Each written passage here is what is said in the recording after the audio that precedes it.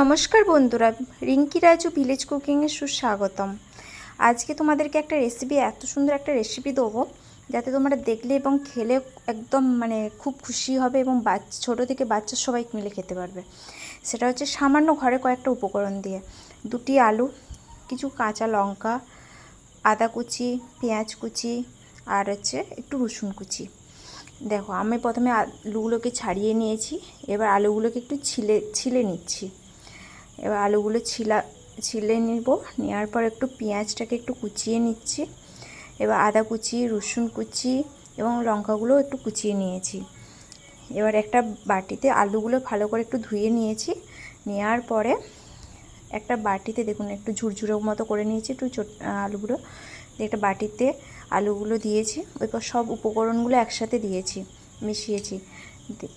মিশাচ্ছি সব উপকরণগুলো। এবার এর সাথে একটু বেসন দেবো আর একটু নুন দিয়ে একটু প্রথমে আলুগুলোকে ভালো করে একটু চটকে নিয়েছি। নেওয়ার পরে এরপর একটু বেসন দেবো। আর বেসনের সাথে একটু, যেহেতু এটা সাদা সাদা কালার হয়ে থাকে, তার জন্য একটু হলুদ গুঁড়ো দিয়েছি। দেখো, আমরা বেসন দিয়ে ভালো করে একটু মাখিয়ে নিচ্ছি। মাখিয়ে নেওয়ার পরে এবার একটু হলুদ গুঁড়ো দেবো আর একটা ভাজা মশলা দিই। ভাজা মশলাটাতে থাকে জিরে আর ধনে আর হচ্ছে শুকনো লঙ্কা। ওটাকে ভাজা মশলা, এই যে মশলাটা আছে, এটা ভালো করে মশলাটা মিক্সিতে পেস্ট করে গুঁড়ো করে রেখেছি। দিয়ে এটা মশলাটা একটু দিয়ে দিলাম একটু টেস্টের জন্য। সঙ্গে এতে একটু লবঙ্গও থাকে, ঠিক আছে। দিয়ে এরপরে এটা ভালো করে মাখিয়ে নিয়েছি। এবার একটা ফ্রাই প্যান নিয়েছি, সঙ্গে সাদা তেল নিয়েছি, রিফাইন অয়েল দিয়ে দিলাম ফ্রাই প্যানে। দেখুন একটু তেলটা গরম হতে দিয়েছি। এবার আস্তে আস্তে এগুলো ছাড়লাম। এগুলো একদম ছোট থেকে বড় পর্যন্ত সবাই খেতে পারবে এবং খুব আনন্দের সঙ্গে খাবে এগুলো। আর সন্ধেবেলা এরকম যদি জমে যাও, সেই লাগে খেতে।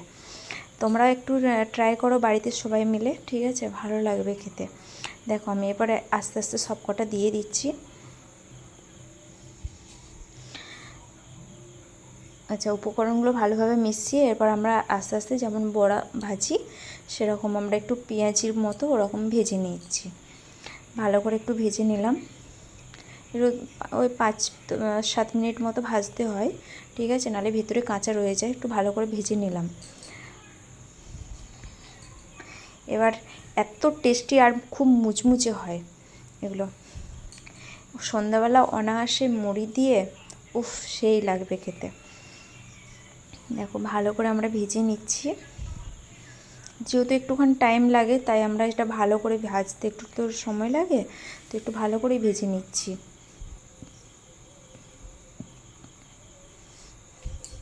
দেখো, এই মুহূর্তে আমাদের প্রায় ভাজাটা অনেকটাই হয়ে এসেছে, ঠিক আছে।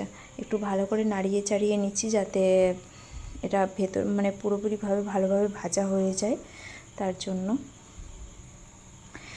সঙ্গে দেখো, প্রায় ভাজা হয়েই গেছে আমাদের এগুলো। এবার আমাদেরকে তুলে ফেলতে হবে।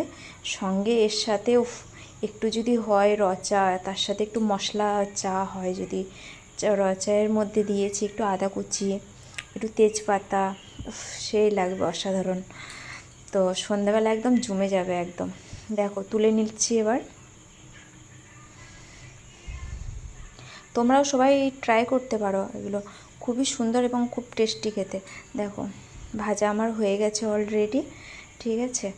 এবার আমি মুড়ি নিয়েছি, মুড়ির সাথে তো সেই জমে যাবে। মুড়ির সাথে একটু তেলও নিয়েছি, দেখতে পাচ্ছ তোমরা, ঠিক আছে। সঙ্গে রচা আর সেই বড়া। দেখো, আজকে সন্ধ্যার নাস্তা। তোমরাও এভাবে ট্রাই করতে পারো বাড়িতে, সেই খেতে মুচমুচে, সেই টেস্টি, ঠিক আছে। এর সাথে একটু খাবার সোডাও দিয়ে দিও যদি পারলে। আমি তো দিইনি, কিন্তু তবুও খুব মুচমুচে হয় এটা, ঠিক আছে। Bye bye. আবার তোমাদের জন্য নেক্সট এপিসোড